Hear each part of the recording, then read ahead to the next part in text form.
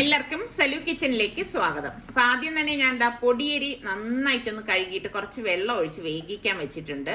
പിന്നെ ഞാൻ ഇവിടെ ചെറുപയർ എടുക്കുന്നുണ്ട്. അപ്പൊ എപ്പോഴും നമ്മള് ന്യൂജൻ സ്നാക്സ് അല്ലേ തയ്യാറാക്കുന്നത്. അപ്പൊ ഇന്നൊരു പഴമയിലേക്ക് നമുക്കൊന്ന് പോവാം. അപ്പൊ ഞാൻ അവിടെ കുറച്ച് ചെറുപയർ പരിപ്പ് എടുത്തത് ഏകദേശം ഒരു കപ്പോളം വരും കേട്ടോ. നന്നായിട്ടൊന്ന് കഴുകിയെടുക്കണം. കഴുകിയിട്ട് ഞാനിത് പ്രഷർ കുക്കറിൽ തന്നെ വേവിച്ചെടുക്കാണ്. പണ്ടത്തെ ആൾക്കാരൊക്കെ എത്ര ബുദ്ധിമുട്ടിയാണ് ഓരോ സ്നാക്സും ഉണ്ടാക്കിയിരിക്കുന്നത്. ഇപ്പം മിക്സിയും ഗ്യാസും കുക്കറും ഒക്കെ ഉള്ളത് കൊണ്ട് നമുക്ക് ഇതെല്ലാം ഉണ്ടാക്കിയെടുക്കാൻ വളരെ എളുപ്പം എന്ന് തന്നെ പറയാം. അപ്പൊ കുറച്ചധികം വെള്ളം ഇതുപോലെ, അതായത് പയറിന് മീതെ നിൽക്കത്തക്ക രീതിയിൽ ഒഴിച്ചിട്ട് പ്രഷർ കുക്കർ മൂടിയിട്ട് വെയിറ്റ് ഇട്ട് ഒരു 2 വിസിൽ വരെയാണ് ഞാൻ വേവിച്ചെടുക്കുന്നത്. ഇതിനിടയിൽ അരി ഇതേ അവിടെ തിളയ്ക്കുന്നുണ്ട്. പിന്നെ ഞാൻ മുട്ട ബോയിൽ ചെയ്യാൻ വേണ്ടിയിട്ട് ബോയിലറിലേക്ക് വെക്കാനായിട്ട് എളുപ്പത്തിന് വേണ്ടിയിട്ടാണ് ഇങ്ങനെയൊക്കെ ചെയ്യണത്. അപ്പൊ ഇപ്പൊ ഈ ബോയിലർ വന്നതുകൊണ്ട് തന്നെ എനിക്ക് ഭയങ്കര ഒരു സൗകര്യമാണ് കേട്ടോ. ഇതില് വെച്ചു കൊടുക്കുമ്പോൾ നമ്മുടെ ജോലി കഴിഞ്ഞ്. പിന്നെ ഞാൻ ഇവിടെ തേങ്ങയും ഏകദേശം 1 കപ്പ് തേങ്ങ എടുത്തിട്ടുണ്ട്. ഒരു ചെറിയ പീസ് ഇഞ്ചി, 1 ടീസ്പൂണ് ചെറിയ ജീരകം, 1 ടീസ്പൂൺ മഞ്ഞൾപ്പൊടി, പാകത്തിനുള്ള ഉപ്പ്. എന്നിട്ട് ഇതുപോലെ ഒന്ന് കറക്കി എടുത്ത ശേഷം കുറച്ച് വെള്ളം ഒഴിച്ച് ഇതൊന്ന് അരച്ചെടുക്കാം. അപ്പൊ ഇതുപോലെ വേണം നമ്മളിത് അരച്ചെടുക്കാനുള്ളത്. ഞാനിപ്പോ എടുത്തത് മാറ്റി വെക്കാണ്. അപ്പൊ ഇത് വെന്ത് വരുന്നതേ ഉള്ളൂ. അപ്പൊ ഇനിയിപ്പോ അത് നല്ലതുപോലെ ഒന്ന് വെന്ത് വരട്ടെ കേട്ടോ. അപ്പൊ പ്രഷർ കുക്കറിൽ വേണമെങ്കിൽ അങ്ങനെ നമുക്കിത് വേവിച്ചെടുക്കാം. അപ്പൊ നമ്മുടെ മുട്ടയൊക്കെ റെഡി ആയിട്ടുണ്ട്. എന്റെ ബോയിലറിന്റെ പ്രശ്നമാണോ മുട്ടയുടെ പ്രശ്നമാണോ എന്ന് എനിക്കറിയത്തില്ല.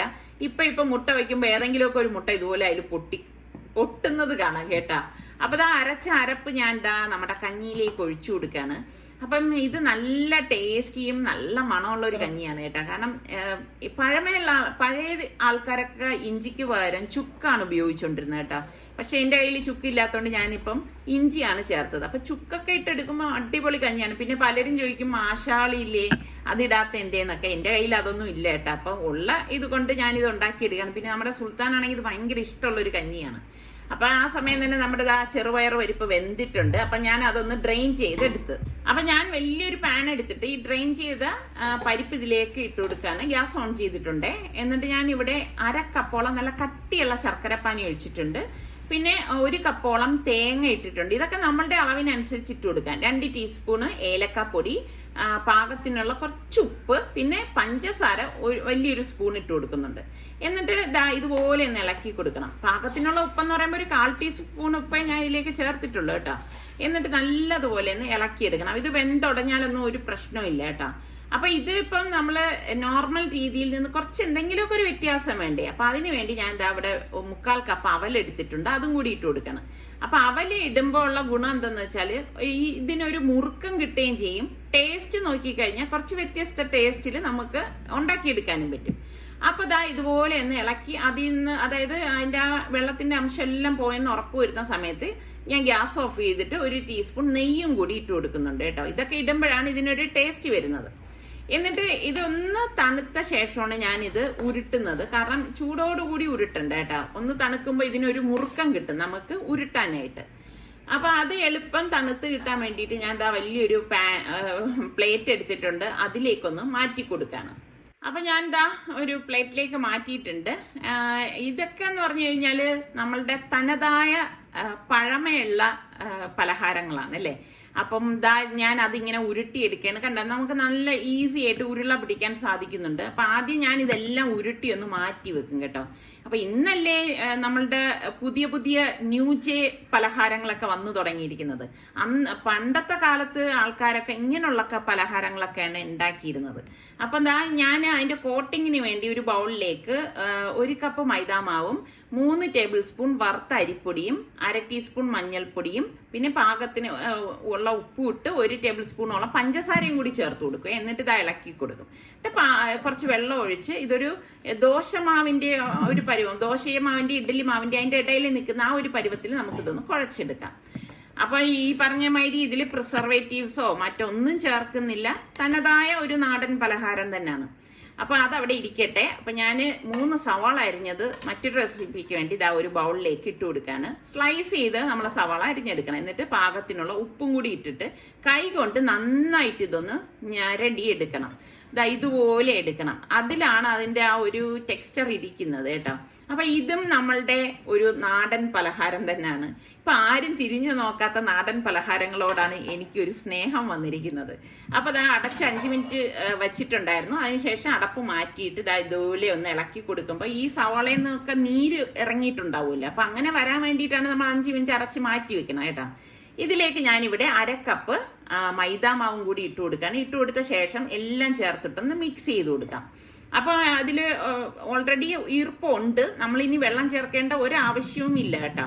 അപ്പോൾ മൈദാമാവ് ചേർത്ത് മിക്സ് ചെയ്ത് കൊടുത്ത ശേഷം നമുക്കിതിലേക്ക് 1 ടേബിൾ സ്പൂൺ വറുത്ത അരിപ്പൊടിയും 2 ടീസ്പൂൺ മുളക് പൊടിയും ഏകദേശം ഒരു 1/4 ടീസ്പൂണോളം കായപ്പൊടിയും പിന്നെ ഇഞ്ചി, പച്ചമുളക്, കറിവേപ്പില എല്ലാം കുറേശ്ശെ ഓരോ ടേബിൾ സ്പൂൺ വീതം ചെറുതായിട്ടൊന്ന് അരിഞ്ഞെടുത്തതും കൂടി ഇട്ടിട്ട് കൈകൊണ്ട് നന്നായിട്ടൊന്ന് ഇതുപോലെ ഒന്ന് കുഴച്ചു കൊടുക്കും.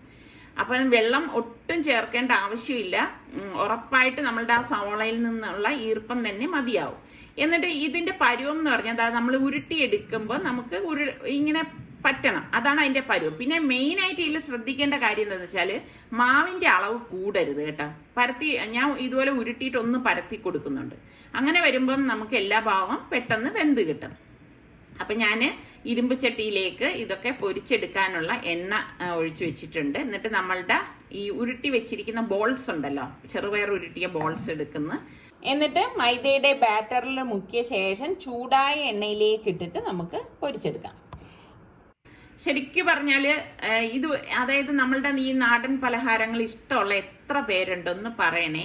പണ്ടത്തെ ആൾക്കാരൊക്കെ ഉണ്ടാക്കുന്നത് എത്ര കഷ്ടപ്പെട്ടിട്ടാണെന്ന് കൂടി ഓർക്കണം. ഇപ്പൊ നാടൻ പലഹാരമാണെങ്കിലും നേരത്തെ ഞാൻ പറഞ്ഞ മാതിരി ആധുനിക സൗകര്യങ്ങൾ ഉപയോഗിച്ചാണ് നമ്മൾ ഇത് ഉണ്ടാക്കണത് തന്നെ. ഇപ്പൊ പഴയ ആൾക്കാരുടെ കാര്യം പറഞ്ഞു കഴിഞ്ഞാൽ അവര് വിറക് കത്തിച്ച് അടുപ്പിലൊക്കെ അല്ലേ ഇത് ഉണ്ടാക്കിയെടുക്കുന്നത്. അപ്പൊ അന്നത്തെ കാലത്തെ നോമ്പ് തുറയൊക്കെ എത്ര ബുദ്ധിമുട്ടിയായിരിക്കും അവർ ഓരോ കാര്യങ്ങൾ ഉണ്ടാക്കിയിരുന്നതെന്നുകൂടി നമ്മളൊന്ന് മനസ്സിലാക്കണം അല്ലേ.